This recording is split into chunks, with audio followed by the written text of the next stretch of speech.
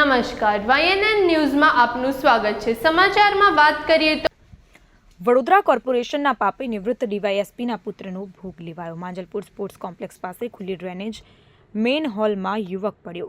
માંજલપુર પાણીની ટાંકી પાસે ગયા હતા ચાઇનીઝ ખાવા વિપુલસિંહ ઝાલા નામનો યુવક ચાલતો ઘરે જતો હતો। તે સમય દરમિયાન આ ઘટના બની હતી। વિપુલસિંહ ઝાલાનું મોત થતાં પરિવારજનોમાં ભારે રોષ ફાટી નીકળ્યો છે।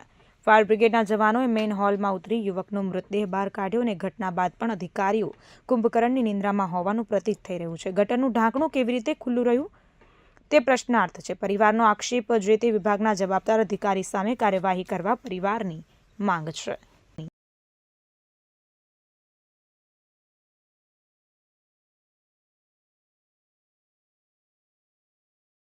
એમને 108 મંગાયા પછી અમે ગ્લોબલમાં લઈ ગયા હતા।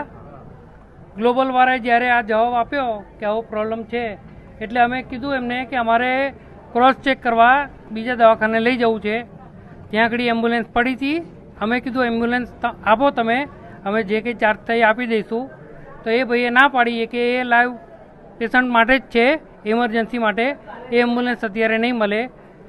અમે કીધું અમે ચાર્જ આપી દઈશું।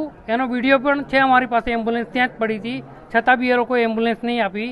અને એને એવું પણ કીધું કે અમે નાઇટના ઇન્ચાર્જ છે, અમે એમ્બ્યુલન્સ નહીં આપી શકીએ। અમે ગાડીમાં લઈને આવ્યા, પર્સનલ ગાડીમાં। એ તમારે ક્રોસ ચેક કરવું હોય તો હજુ પણ ગ્લોબલમાં એમ્બ્યુલન્સ પડી જ છે એ લોકોની પોતાની। Subscribe now and press the bell icon. Never miss an update.